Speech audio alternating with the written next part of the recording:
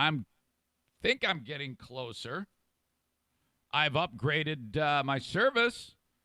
That appears to be bullshit. Hey, we're going to charge you more for more upload, for faster, more megabits per second upload speed. That should do the trick. Oh, okay, cool. Great. Still standing here with my thumb up my ass. Trying to make this. This is what I do for a living, damn it. Now, come on. Somebody help me here. But in all seriousness, I appreciate you sticking with me. Sorry for the inconvenience. We'll try to pick up the pieces and move through this. All right. But anyway, I pretty much put the wraps on the kidney update for now. But I will be gone for 1 week, and that will be really out of my comfort zone. I'm already freaking out about it the second week in August when I go to California. And Diana's like, well, I want to go too. And I'm like, yeah, let's just save that. Let's just wait. This is a very early on preliminary thing, and there is a huge expense that goes with this that I don't have to absorb the cost of that, but still, let's give everybody a break. So no big deal. It's oftentimes get out of my comfort zone. I get anxious, nervous, and then it all works out okay. It always does. So that will be an adventure, to say the least, podcasting from there. When I was talking with Misty on the interview about donating a kidney, she talked about the recovery. And I can just picture myself doing the podcast post-surgery after they remove the kidney from me. And I'm like, oh, my God, what I'm just fearful of, I'm fearful that I won't be able to do the podcast. But, I mean, I'm like, how hard can it be? All I got to do is sit here and talk. If I can't do the podcast, there's something wrong. I expect to be doing it like right after. This whole thing is going to be crazy. I'm excited about it, but I'm a little nervous. I'm not going to lie. There is some nervous tension about the whole thing as we get closer to it. And that's what I talked with Misty about while I was on the podcast yesterday with her, and even off through like text messages. I go, so I'm a little scared. And she put it into perspective for me in a great way. Excuse me. She said, a lot of the times when there's something like this, your heart gets behind it and is all about it.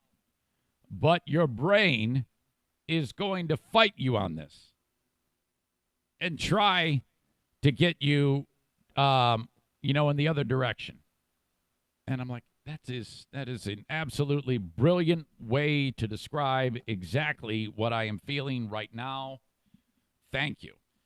And so, I want you to check that out. So it's a really interesting conversation. It only takes about 20 minutes. All right. Other health things going on. People have been like, I've got two schools of thought about the Eric Zane systemic itching saga as I right now squirm in my chair and try to actually scratch my crank through wiggling. The actual crank itching is not as bad. I think it's moved away from the actual root and has gone to a different part of my crank. I located in the house some special ointment that has hydrocortisone in it. Somebody suggested that. I think that's working. I didn't have any outbreaks last night. I've got one school of thought saying I have some type of poison ivy or sumac. And then another camp is saying that it is a viral issue or a diet or stress issue. Zaniac Tom, he works in healthcare, and he suggested that. He thinks that he wrote, Zane, I can see it on your face. I can hear it in your voice. You're stressed and you're worried about turning 50. And I'm like, no, that's not it at all. I don't give a shit about that. I'm always stressed, but I always thought I did okay handling it. So I don't know, maybe. But still somewhat of an issue here and there. Slept a little bit better last night. Also a concern, the hip. Remember the hip? I hurt myself Sunday when I was running, and then I actually felt it like tear or tweak or something. It was really awful. Hurt like hell. Thank God it was only feet from my home when it happened. So I've been taking it easy. I haven't run a step since then.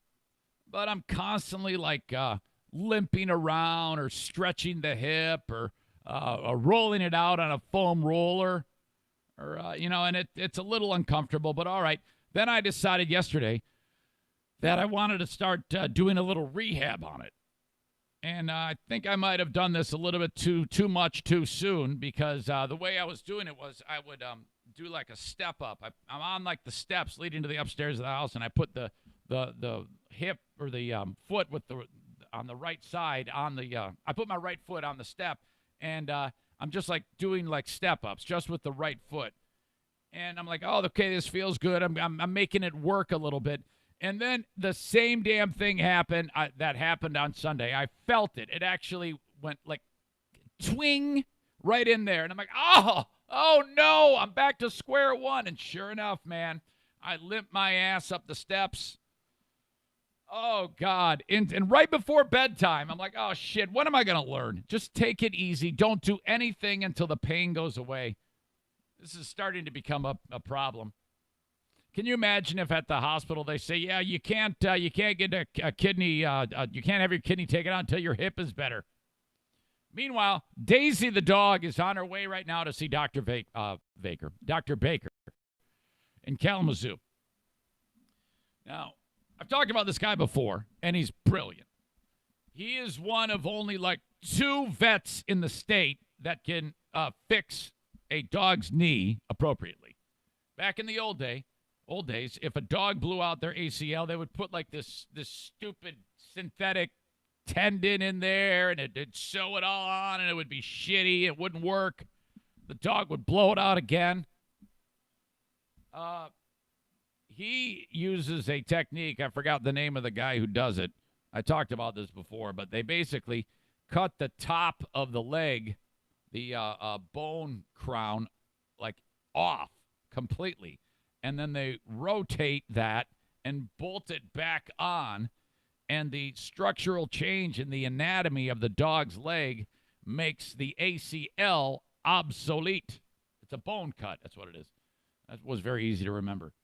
But there might be another term for it. So they cut the damn thing, rotate the head a certain amount, put it all back together, and then because of the way the thing moves now, there is literally no need for an ACL on the dog. It is a long recovery, though. So we start that process with Daisy Doo, the bulldog, the English bulldog, today. So, fingers crossed. I shot a video yesterday on the Instagram Instant Trivia Challenge, which, by the way, Allison won again and Kendall won again.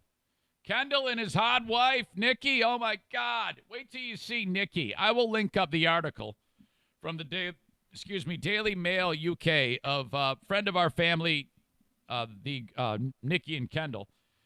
Nikki has had 3 kids. Wait till you see how ripped Nikki is. I mean, seriously. And she has like a business, too, where she trains people.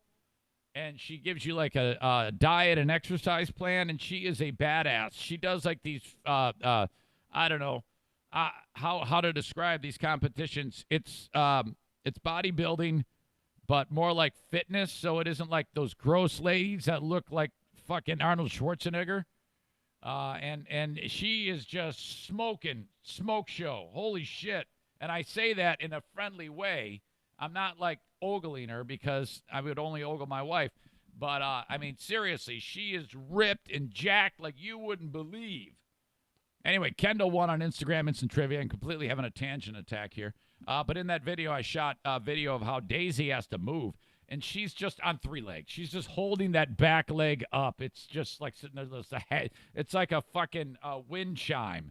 Just hanging there. It's terrible, the poor thing. So we start that process today.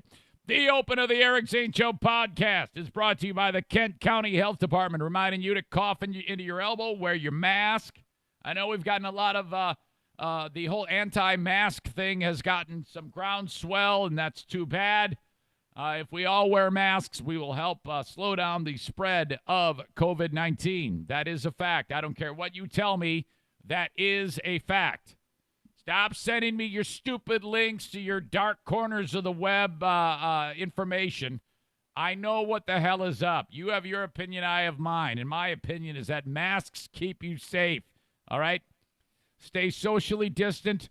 Don't be like those assholes at the bar in East Lansing who have fucked up Michigan.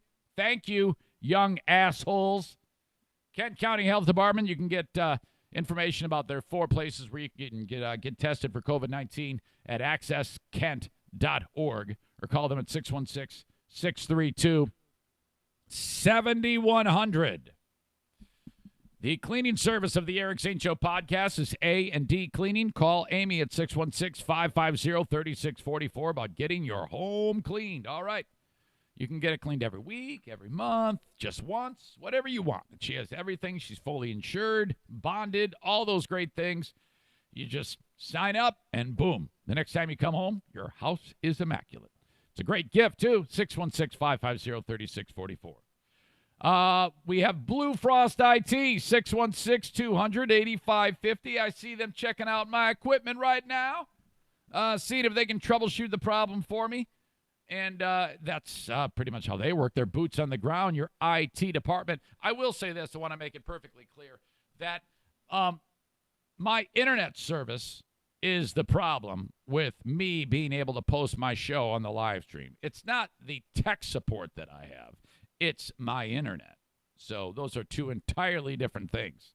And, being that I have this setup and I'm quite far away from my source of the internet, that's what's causing me the trouble. And still working on that, obviously. But anyway, Blue Frost IT, if you want to have your managed IT service provider team ready to go and you have a small or medium-sized business, they are in business for you. 616-200-8550. All right? Online at bluefrostit.com. They can also just give you a one-time quick fix if that's what you need. Back in the old days, you'd have to bring all your stuff over to, John's Computer Repair Shack, and that's a nightmare. Forget it.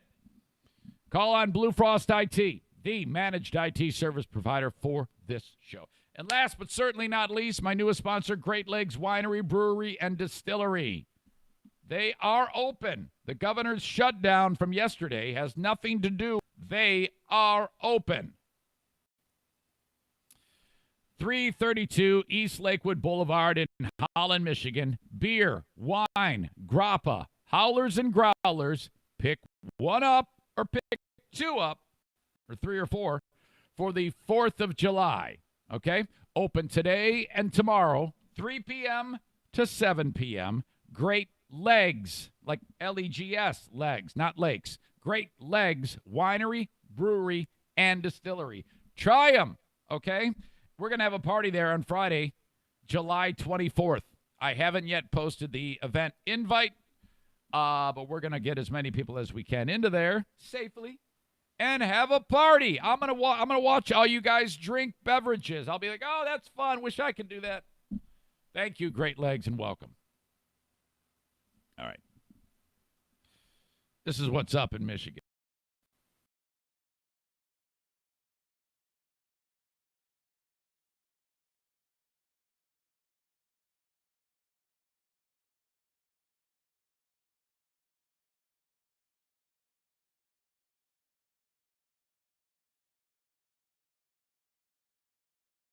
Different phases. That's the way it's been done.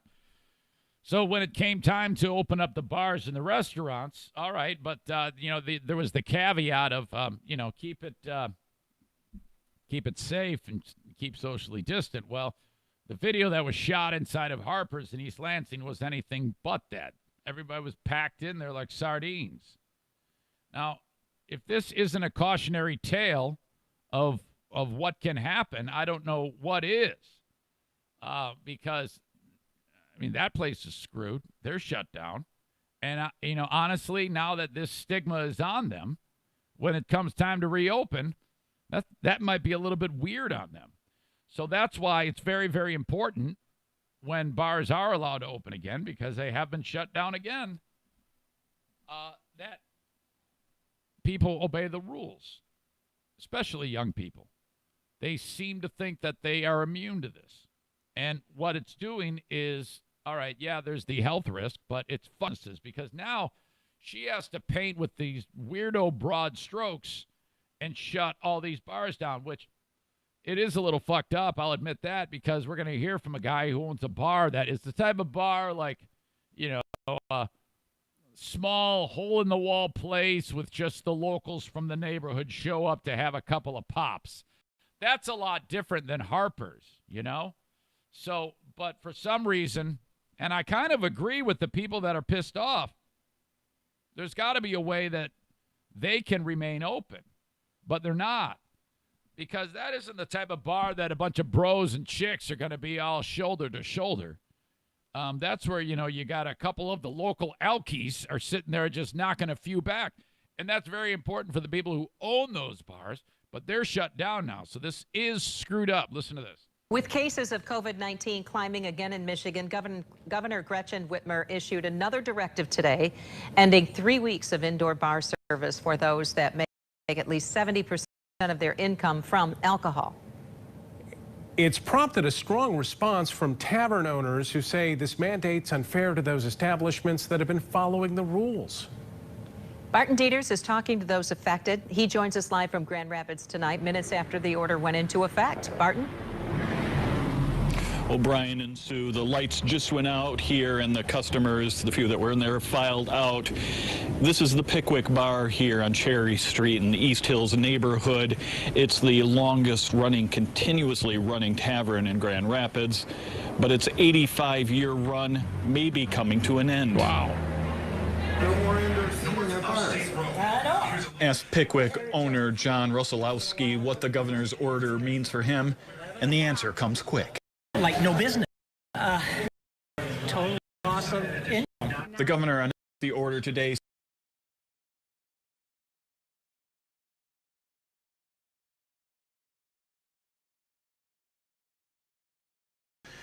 Everything we can to slow the spread of COVID-19 and reduce the chance of a resurgence like we're seeing in other states. Well, I understand because of the Lansing bar that caused it all, but Yeah. I don't know if it should be thrown upon all us little places that observe everything. He's right. He's absolutely right. So there has to be a way to differentiate through, I don't know the way she could word it or the state could word it, but if you're a bar like a Harper's that's full of young bros shoulder to shoulder, and you're a bar like this place, very easy. I think you could differentiate that if you're a place that has a capacity of, a place like the Pickwick, the number of people that can be there is not a lot, and so I don't know. I don't understand why this small bar is being lumped in with the mega bar.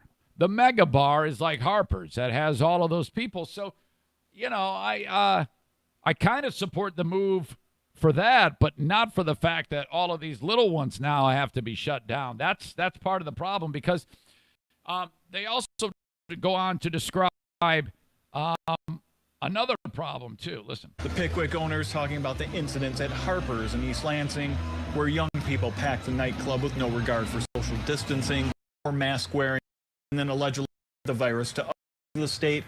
130 cases traced back there. I don't want to say knee-jerk. There are 8,500 licensed establishments in Michigan. This is knee-jerk, and I've been the staunchest supporter of everything. Shut it down, shut it down, shut it down. But that to include these little taverns and shit like that is knee-jerk. That's too much. You have to differentiate. Only those who make at least 70% of the revenue from alcohol sales are impacted. Breweries, distilleries, wineries, and those that make their own spirit. Why? So my friends at Great Legs aren't affected, but this guy's little bar is affected. You see, that's fucked. That should not be. She has the power in the executive orders to do whatever she wants. And I support that. However, and they're going to talk about it. She's made it so that places like Harper's and other places, you can do like to-go booze. Like, who the fuck's going to want to do that? But anyway, she's trying, but she's missing this one key thing here, and that's these people. Door sales, however, are still allowed. So we don't have any place for outdoor here. So again, shut down. Our biggest fear is it's going to impact the smallest of the small business. Yeah. Association Director Mark Ellis says the vast majority of bars are working to comply and be punished.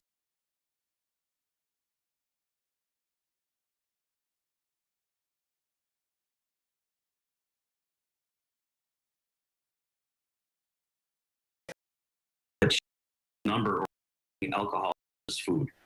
I just hope it's not a long because our people can't have this for much longer. As Sue said a little earlier, the order just went into effect at 11 p.m. Tomorrow, we're expecting to hear from a coalition of tavern and bar owners and breweries about their pledge to abide by the rules and to enforce them. In Grand Rapids, Martin Dieters, News 8. All right, it's got a couple of things here. First of all the young people fucked it up, and the people who run Harper's fucked it up for the whole state. Because obviously nobody took that seriously. And then lo and behold, 130 stem from the Harper's incident. So that's terrible. So, all right, now what? Hopefully the word will spread as a cautionary tale for other establishments like Harper's when we do get back to the opening of the state, that people actually do pay attention to that. And if they don't, the owners of that establishment police their people who are there. You have to. You can't just sit there and just pack them in shoulder to shoulder like sardines and expect to get away with that. What?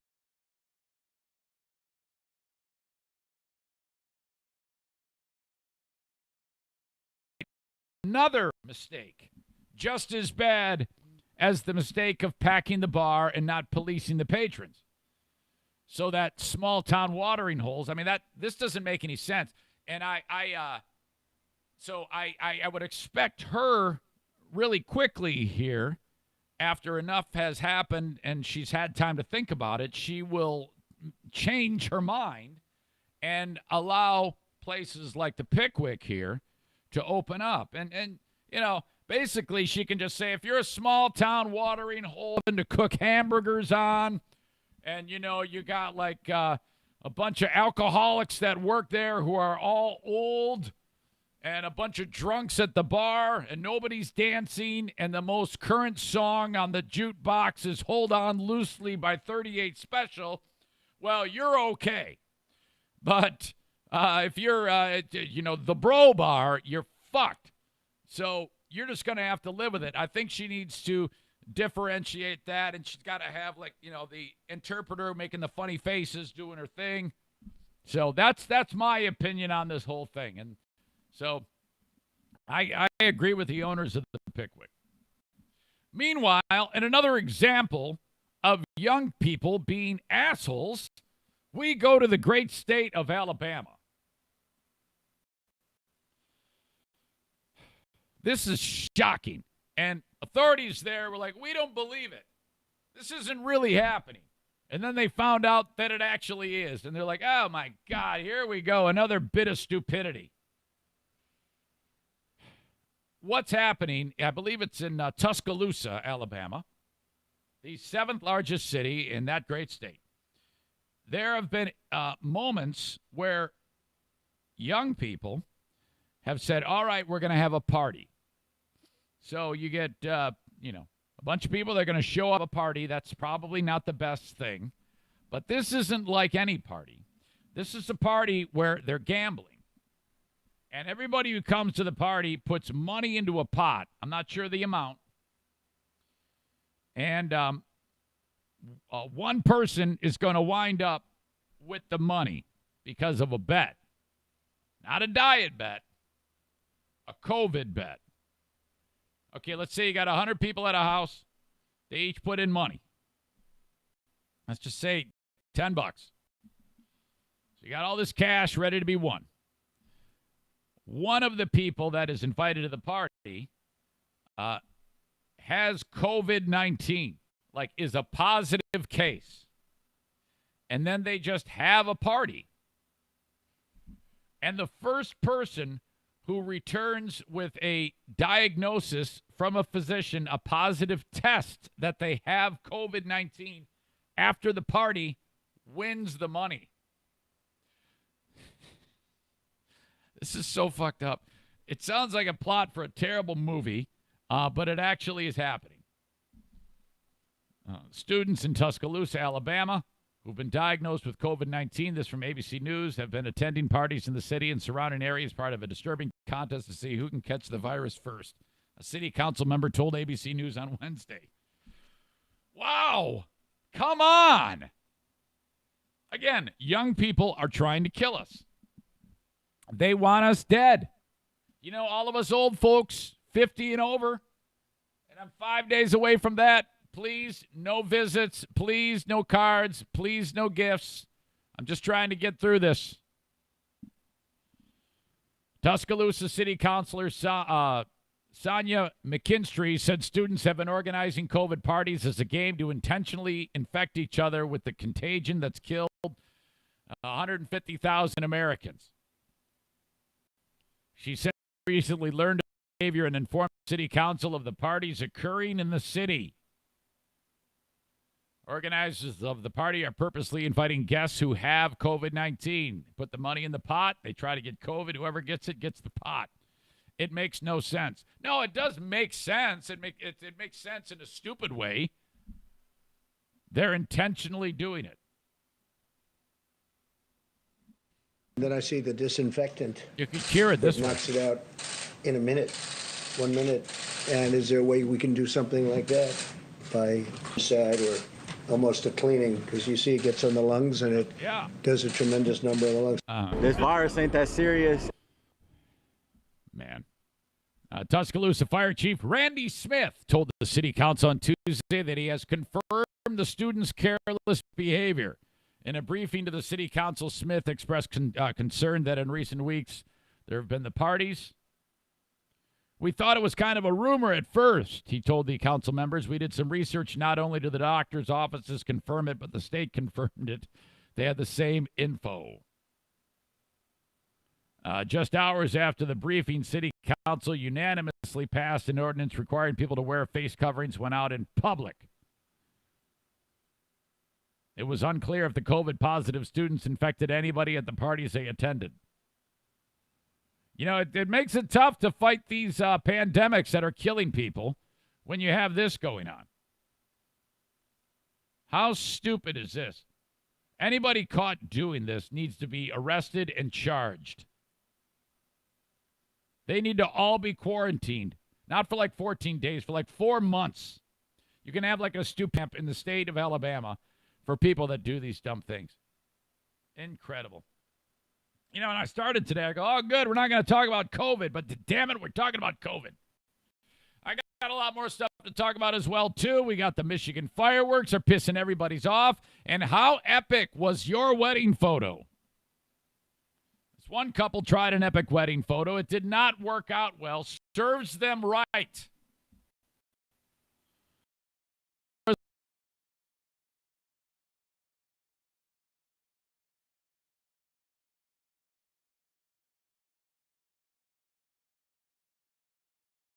You're looking to just, you want to get a new house. You're going to need a mortgage.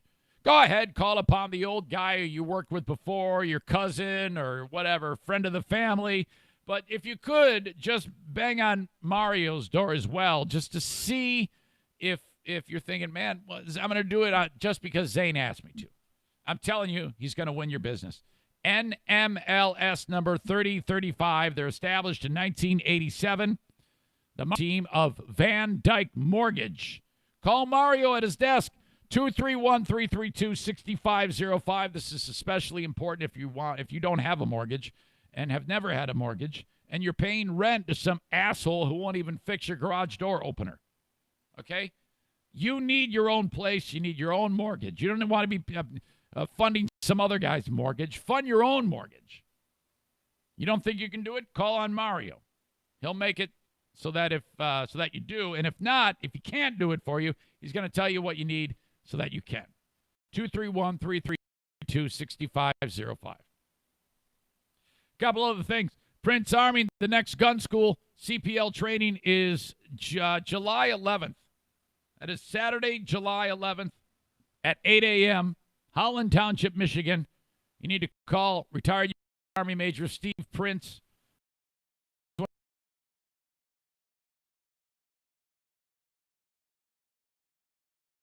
We linked up at ericshow.com.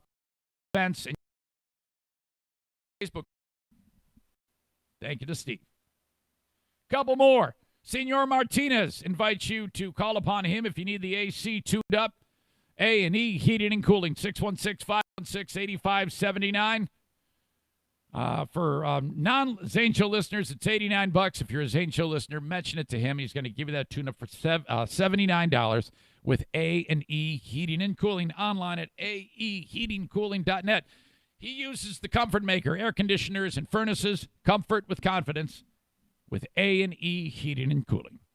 And last but certainly not least, I've got gunsmiths from Saranac, Michigan, who I have got to get out there and visit them. They want me to shoot weaponry with them.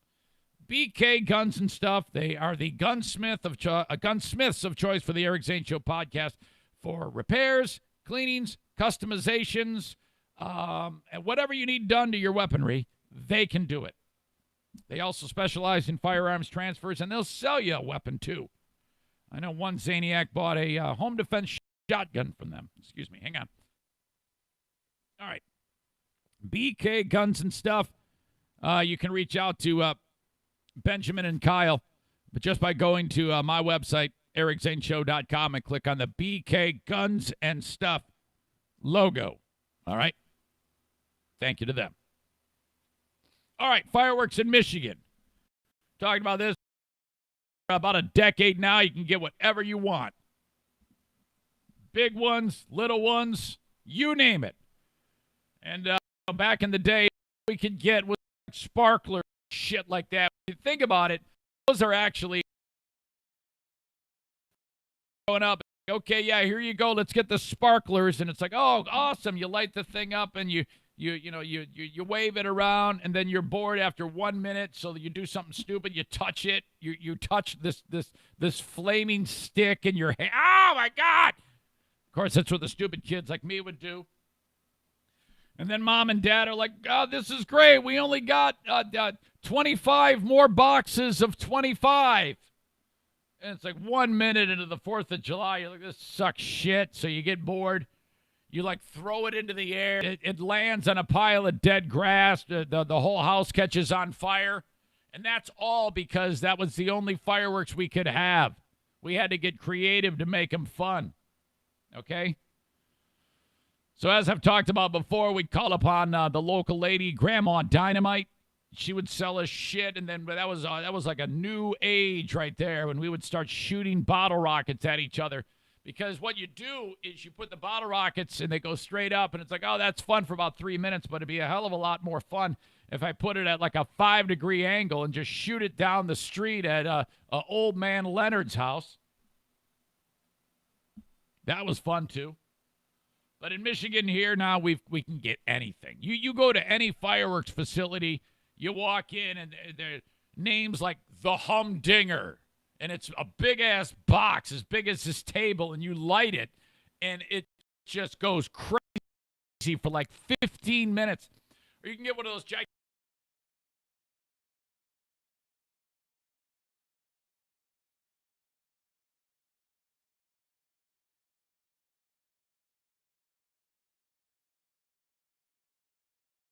crazy old ladies are going bananas. All the local fuddy-duddies are freaking out, and you're 100% legal. Oh, my God, is that incredible? Some of you people hate this. Some of you people love it. I'm indifferent. I don't care. I would prefer it go from these correct times of the day, and in the correct times leading up to the holiday, but nobody follows those rules in Michigan. Not a one. Nobody does shit. So this is what's going on in my great state. Local fireworks stores are seeing their best sales ever this year. At the same time, the Grand Rapids Fire Department is seeing a record number of complaints. We believe everybody's been cooped up for a long time. They want to express themselves. They are looking for excitement.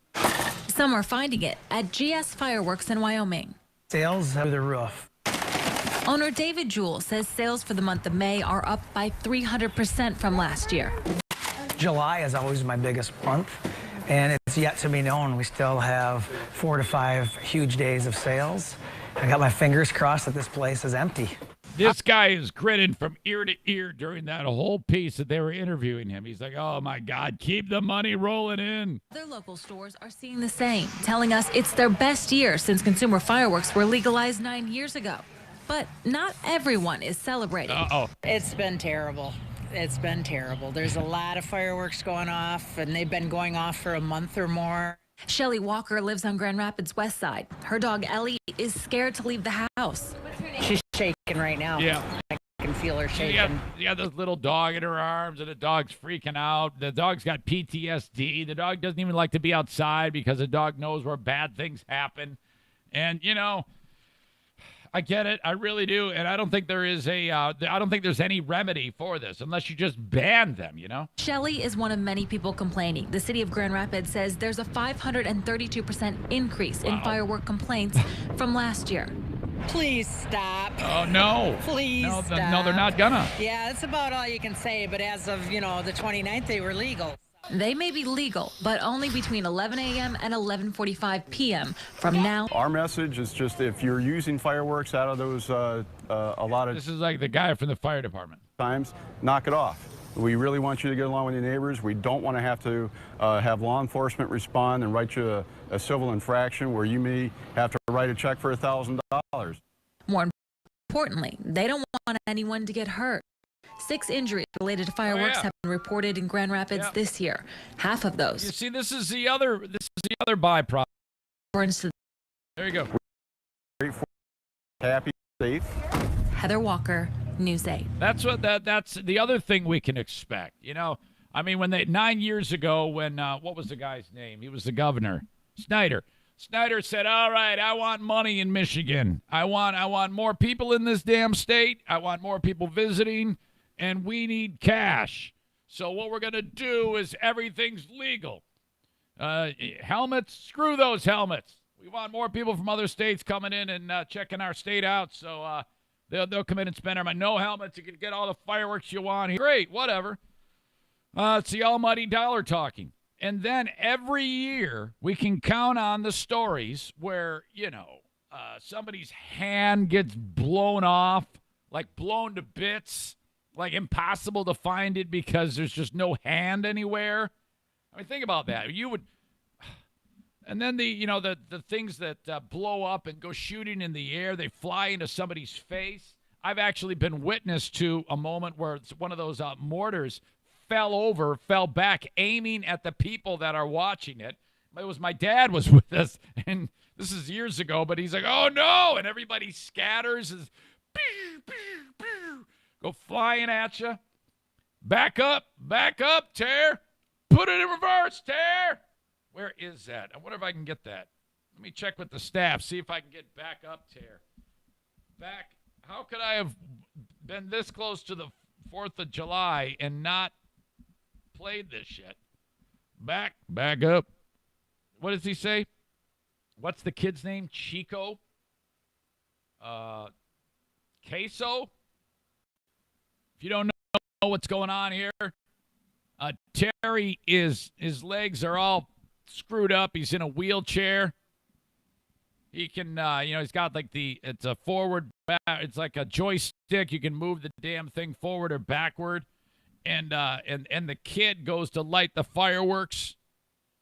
And then Terry, just as they're about to go off, Terry cannot manage to move the freaking wheelchair. And so the whole thing starts going off, and he can't put it in reverse, Terry. Oh, my God. I think I found it. I think Terry's still alive. I think he just got a new wheelchair, too. The other one was, like, shitty, and they had to do, like, a GoFundMe for him. And, yeah, but he's like famous now because of that. This is, I think I got the moment. Here we go.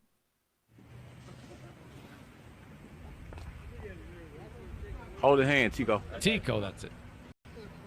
He's holding Terry's hand. Hey, hold on. Hold. There's like a car coming. Two car come. So Tico is the young kid. He's holding Terry's hand. Two car come two different ways. As soon as the cars pass, they're going to light this thing off in the middle of the street. It's awesome. Here, okay. Bag up, Terry. Put it in reverse, Terry. Put it in reverse. Oh, Lord. Jesus. Oh, Lord. Oh, Jesus. What you doing, Terry? Terry, what you doing?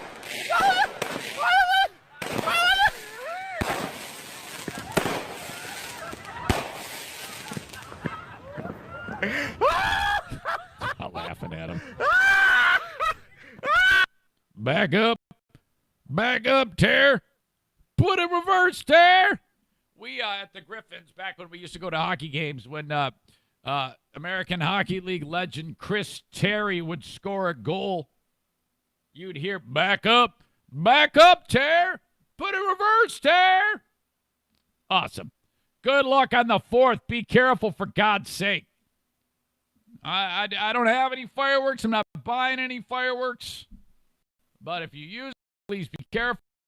If you get blown off, make sure you call the TV station. We're going to keep a tote board of injuries this year. There's always wasn't there a football player? One of the greatest comeback stories ever. Think about it. Some guy, I think his name was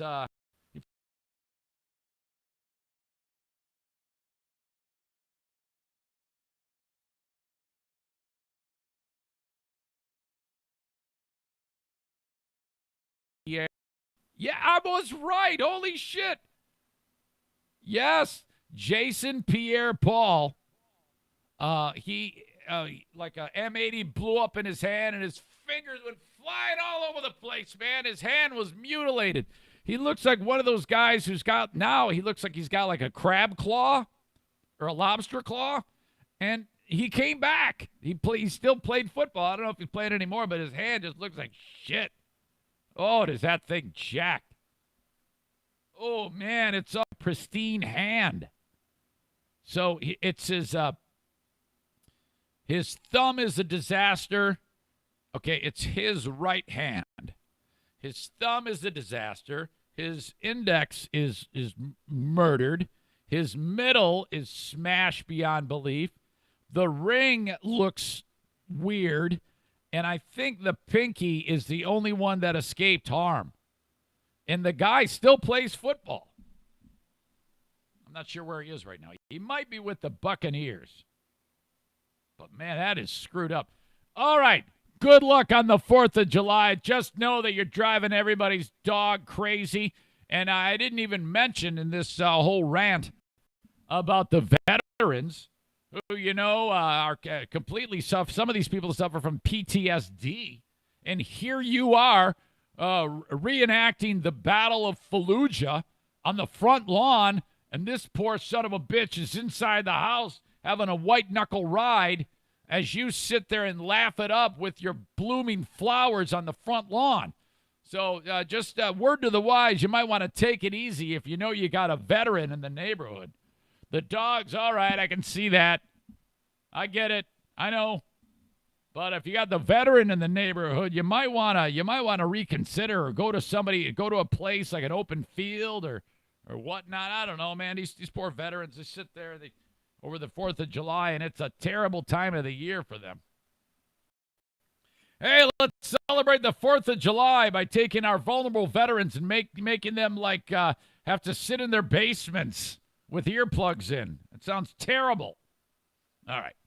Epic wedding photos. Did you do a epic wedding photo? If you did, it's fucked up. Because everybody's trying to outdo everybody. It's the same thing as gender reveal parties. Everybody's trying to outdo the latest, greatest gender reveal party. Okay? And then to terrible results. You know, you got massive forest fires starting. There was the one incident in the gender reveal where they blew something up with a mortar and the piece of steel went through ground. I mean, that actually happened. I remember talking about it on this podcast. But the epic wedding photo is starting to become like that. And, I mean, I don't know about you. When I got my wedding photo, the epic nature of it was I was standing on the steps inside of the church at the altar. And, you know, you got this alcoholic old man photographer who's, you know, just like wants to get through the day and get his money. And he's just like, all right, everybody smile. You get one picture. And everybody's standing there. You know, my brother's half drunk at the time, looking the other way. Guy won't even do a reshoot now, because his time is valuable, and it's so not epic. It's just a terrible picture, and it's about as good as you can get. But people have been amping it up. I shouldn't say our wedding picture's terrible. It actually looks fine. But people have been amping it up and doing more and more grand things. Well, this couple in California, and you'll be able to see this video. Holy shit! They want to do a picture in front of rough surf. And I think it was in California. I'm not sure what part. But the husband and wife, she's in her wedding dress. He's in his tux. Now, I don't know if this was just, it wasn't like they had the wedding and then the wedding party is there and then all the guests are at the reception waiting for them. They're getting hammered. And then these people go to get the wedding photo done. Or if they're doing it in advance. In my mind, I'm actually hopeful that this was actually on the wedding day because it would serve them right for doing something so stupid. They wander onto this rock way out, like where all the rough surf is. And you know where this is going. It has to, right? Otherwise, I wouldn't be talking about it. They're there. Their back is to the ocean. And like Poseidon Adventure-sized tidal wave, it just lands on them. And they're like, oh, my God. And the bouquet goes flying and the dude goes flying. And you see her vanish because she's white and the surf is all white and frothy. She disappears. She's gone. And everybody's like, holy shit, they're dead, man. They've been married for 1 minute and they're already dead. My God. Photographer dives in after him. Everybody goes in after. The life-saving crews show up on the scene, and they survive. They actually did not die. Thank God. Holy shit. What a wedding photo. Epic. I actually am hoping whoever is taking the picture hits the shutter, hits the button at the exact time that the wave just overcomes them. I'm going to link that up. You can see it all happen. It'll be in the show notes and at in the news of ericzaneshow.com. By the way, I was able to get my hands on a video that I've been talking about for the last couple of days. That is me and the bighorn sheep. I posted it to Facebook, and it's on the news, but you have to copy the link and paste it. That's the only way you can see that damn thing. All right, that is there. As always, you can reach out via email, eric@ericzaneshow.com. I'm a little bit apprehensive to check the email today, but I'm going to do it because I can't resist. Because I don't want to see all of these subject line. Feed's freezing. You suck. Go to hell. All right. Nick says the YouTube stream seems more stable than the Facebook stream. That came in at about 8:30. Nick also says you can see if you can get on Joe Rogan while you're out in California. Can't hurt to try. Well, that would be weird. How the hell do you can't just call and say, hey, I do a podcast. Can I be on your show? Trust me, he has no idea who I am. Mindy in Tennessee says, Eric, I used to live in California, in Southern California. I know you say they talk weird, and they sure as heck do. If you haven't been there before, just wait till you have to drive there. It's a whole other beast, driving in and around. Not actually driving to there, but driving when you're around there. Just put on your aggressive driving Eric persona. You will need it. Also a tip, if you are in L.A., as in downtown L.A., Bathrooms at an establishment usually cost money. They aren't free. Wow, I did not know that. P.S. Maybe take a look into a business-dedicated Wi-Fi wired. I have that here at home for my work, and my main one will go out, but not my business. Even in a storm, yeah, I think I'm going to do that. I think I have to. PPS, I'll be sending an email for some restaurant suggestions today or tomorrow. Got family in the area. Thank you, Melinda. Yeah, I think that's what ultimately is going to happen. A separate dedicated wired line into here just for the show, not so much for the computer. The way I have it might need to be completely dedicated just for this. I apologize again for all the confusion and the nonsense. Not a lot can do it. Let's see. 2020, Nick says, the year the speakeasy comes back into fashion, gonna have a league room gather. Yeah.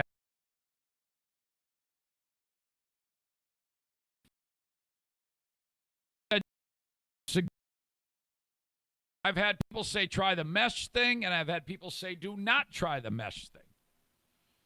So I don't know if I want to keep throwing all these attempted fixes at it. I think I might just go a different route with the dedicated line going forward. I have to. This is my business. I mean, it's the only way to make this work. All right. Enough about that. I've got 2 more stories I need to get into. I need an update that I have an update that I have to give to you about the guy who quit while working at Amazon, and cancel culture hits both sides. You who are going to follow this story, you might be like, oh, thank God somebody on the left is getting canceled. But I say bullshit. I hate the cancel culture, and it's really getting out of hand. In some cases, I like it, but in most of them, I don't. Green Clean Technologies is a terrific business that helps to make data centers clean and pristine. You don't want dust, dirt, particles floating around in your pristine environment of your data center. All right? This company alleviates that through a specialized route of cleaning those areas. It is so much more than just putting a frickin' HEPA filter in there. There's a lot to this, and I want you to check them out for a free quote at greencleantechnologies.com. All right? Their phone number is 989-560-7272. Green Clean Technologies. Boots on the ground to clean your data center. Basically, high-end janitors, all right? But really, really specialized stuff. You need them if you have a data center. Going up north this weekend for the fourth, please stop at Baldwin Ace Hardware, the kings of DIY awesomeness in the Northland, right on the edge of the beautiful, pristine Manistee National Forest, right here in the great Baldwin Ace Hardware, a longtime sponsor of this podcast. Thank you so much. They also sponsor Diana. Every time I have a conversation about Diana, you need to know that Diana's conversation is brought to you by Baldwin Ace Hardware. Key sponsors of the show. If you're going up north, don't go to your local big box store and bring it up there with you. Just get it at Baldwin Ace Hardware. It's going to cost you the same. You're putting a lot of people to work, and you're helping out a local business and a sponsor of this show on this listener-supported podcast. Thank you so much. And finally today, Metalworks Body Shop, bringing you the show. If you crack up your RV, that's who I want you to get it fixed from. There's hardly anybody that does this type of thing, and you don't want to go anywhere else. Metalworks Body Shop is where you go, where you want to go if you crack up your RV, motorhome, travel trailer, fifth wheel. You spend a lot of money on that thing. You want it to look good. So if you crack it like on Thursday or Friday at the start of the weekend when you're going to go have a great time, don't let that bother you. Okay, you can get that fixed. Metalworks Body Shop is in Coopersville, Michigan, and they will take care of all of the disaster that you created. Sometimes accidents just happen. All right, call upon Metalworks Body Shop. If you click on their logo at ericzaneshow.com, takes you right to their Facebook page, and they have a website. It is metalworksbodyshop.com. All right, or just go to ericzaneshow.com and click on the logo, and you're right there. So thank you to them. New sponsor of the show. I'm announcing a new sponsor tomorrow, too. That's 2 Fridays in a row. This is awesome. If you want your business featured front and center in front of thousands of people every week, have signs in my studio, have me talking about you on the podcast that everybody's listening to, just reach out to me. Eric at ericzaneshow.com. I can get you into an advertising schedule, no problem. We do a lot of that on the Eric Zane Show podcast, and I want your business to be part of this family. All right.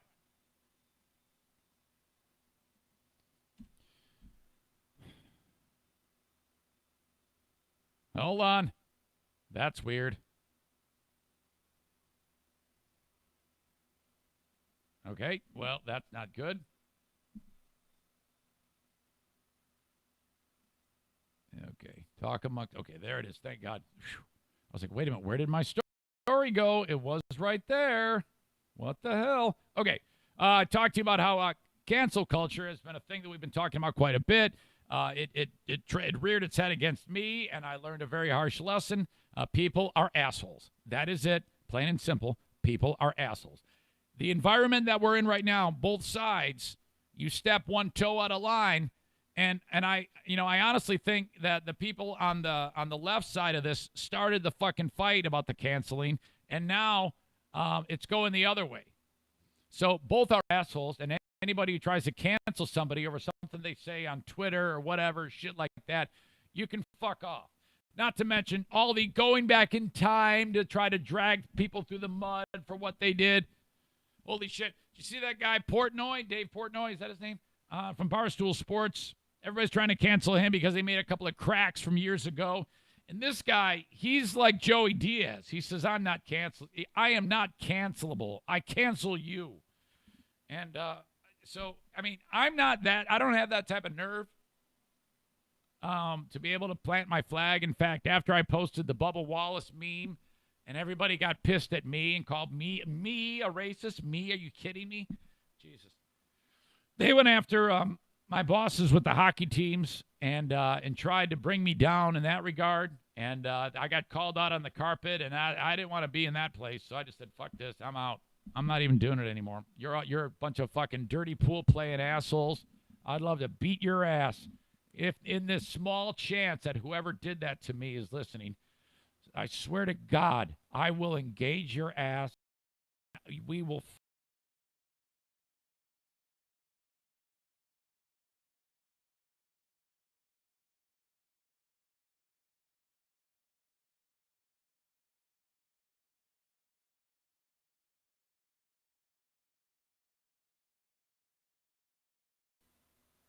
Anybody who told her all lives matter. Now, at its surface, the phrase all lives matter, that shouldn't be a problem, in my opinion, because everybody's life does matter. But, as we all know, the Black Lives Matter thing started because black people were having shitty things done to them. So I get that, and I support that. But now, these two things, which were supposed to be nice, have turned into rallying cries for. So nowadays, if you say Black Lives Matter, people who don't agree with that look at that as an inflammatory statement when it should not be. It should be a sweet, nice statement, because they do. And it's the same thing for all lives matter. That should be a nice thing. But now it's turned into, these are vitriolic things. If you say these things, that means you want to fight. Now, how we got to that point, I don't know. But that's the way the culture is right now.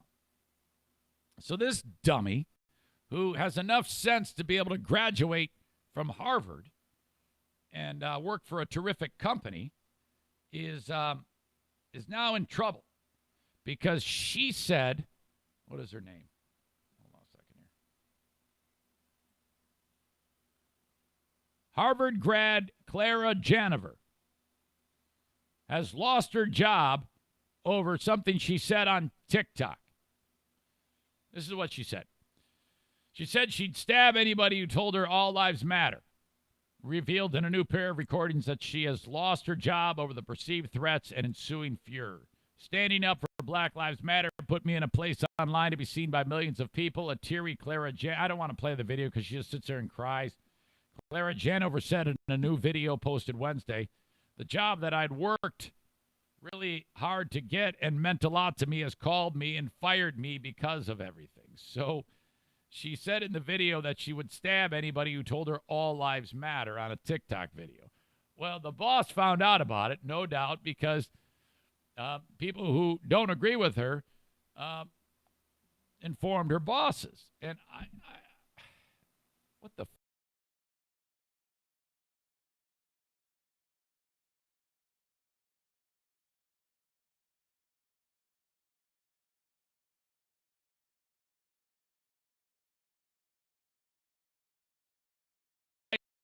guy?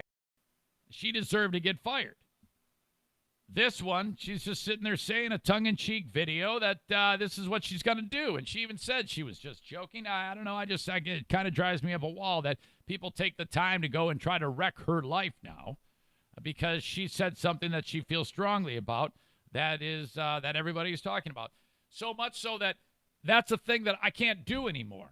I don't want to risk anything because I know that there's a lot of assholes on the other side that would love to take me out because of the things. I'll be very careful as to what I say on social media and things like that because all they have to do is say, is this who you want working for you? And then they show that, and then employers are just worried to death of how they're going to look. That's how it works. She had that happen to her, and now she's out of a job. And I'm like, can't people just fucking relax? Can we get out of the mode of telling on people, of calling the boss and saying, aha, look at this. Shit, that's what happened to me when I was riding my bike and I had the GRD jersey on, and somebody called there and said, yeah, this guy's representing you. I almost got fired for that one. Can we get out of telling on people? Can we just get back to the old way of just ignoring it? Or, I don't know, maybe a fist fight in the street? So she's out of a job now. And that's it. That's the way things go nowadays. And I, for one, would just like to see it that when people say shit online, would you just let it go? Why do you have to waste all of your time and energy trying to get somebody fired? How does that make you feel good in any way, shape, or form? If somebody says something that you don't agree with, okay, you're going to then go and try to get them fired. I don't understand that, and I think it's all bullshit. All right. The Amazon quitter, this guy. Oh, my God.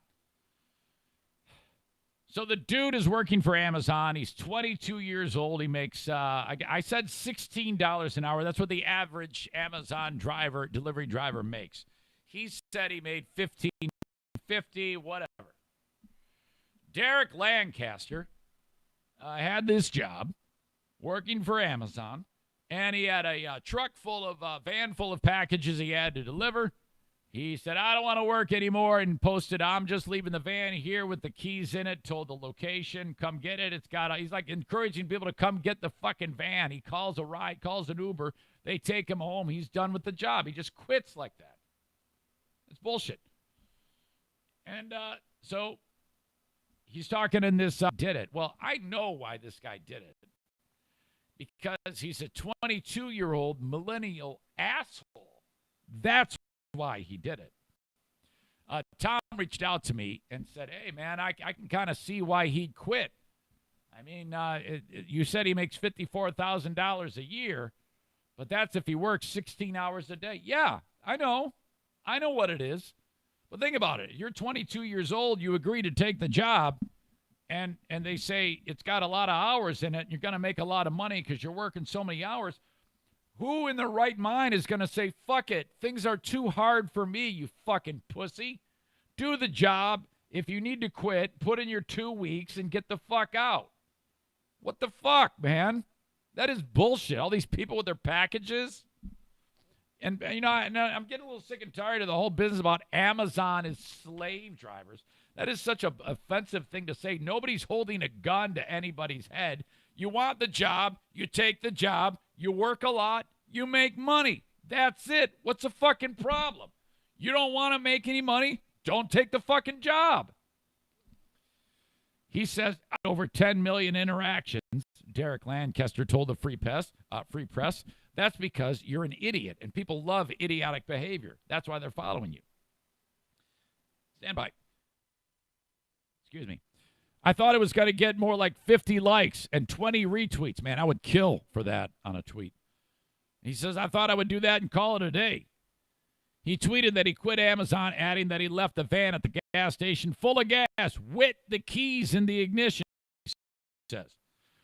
The tweet struck a chord with many people. In fact, he said he's gotten Twitter messages from folks telling him he inspired them to quit too. Oh, great. Nice job. I'm just going to quit. I mean, I'm just done. Fuck this. Fuck this job. Who the fuck says fuck the job like that? That's ridiculous. I take it back. I did do this once. I was working at a Vic Tanny health salon wearing a bright a turquoise green and salmon and black poly walnut jumpsuit. And it was the jumpsuit that made me do it. I worked half a day and left at lunchtime. So anyway, he says he's gotten Twitter message from all over the place. Does not reflect the high standards we have for delivery partners, Amazon said in an email to the Free Press.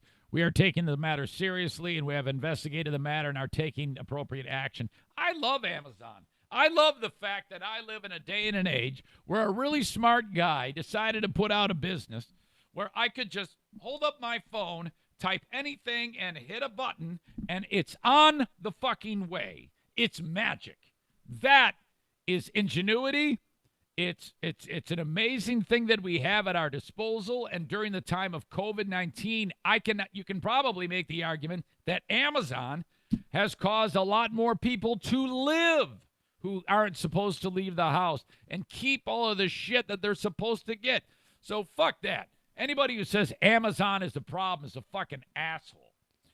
Among the grievances that led Lancaster to quit, he said he was late getting to his sister's recent graduation party because he was working and he felt constant pressure to deliver more packages and to do it faster. Lancaster said that after he left the van, he called a Lyft and went home. Got back on Twitter, posted a live video about why he quit his job and mental health wasn't worth $15.50 an hour. Oh, shut up. My God, what a pussy. Since the pandemic began, Amazon workers nationwide have called out sick in protest and held rallies to raise awareness. Man, if I was Amazon, I'd say, well, you're all fucking fired then. We'll bring in new people. Oh, my God.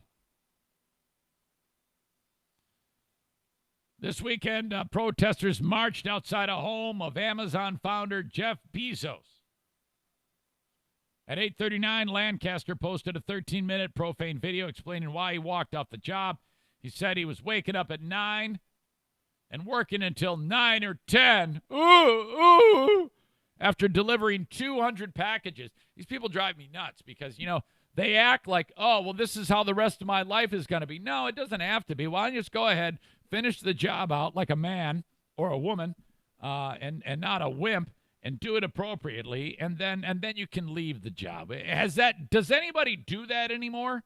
Is that a thing of the past where people actually put in their time appropriately and say, I can't work anymore?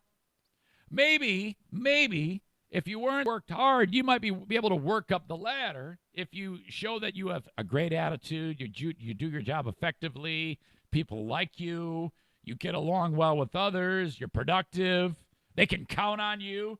These are all great characteristics of people who stick to it. It's people like this asshole who are lowering the bar for others that make it so that people can move up. So maybe assholes like this should keep doing it. And if you're Derek Lancaster, which I have his name memorized now, bummer for you because now everybody knows your name. So the next job you take at whatever company, they're going to search your stupid name. And they're going to see that you're the stupid young cocksucker who fucked up the Amazon job for everybody. So congratulations, you stupid fuck. You got all the fame you wanted. You got zero money for it. You have no job. And now the rest of the hiring world sees that you're a stupid asshole. Congratulations, Derek. You've won the prize. You're way woke, and everybody's happy with all of your efforts. Very happy for you, Derek. Good job. All right, folks, that is a Thursday edition of the Eric Zane Show podcast. I think all lives matter. I think black lives matter. I'm with people. I'm on your side. I think the small-time bar owner should be allowed to open up.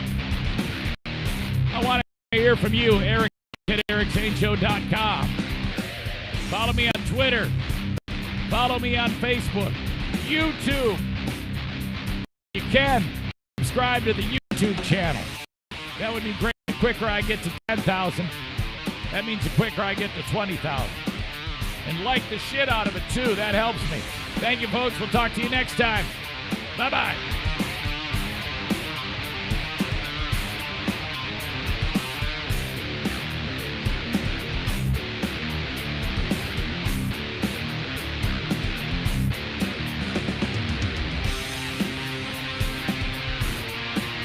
Serious question.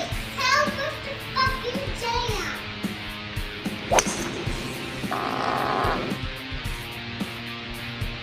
I need a titty in my mouth.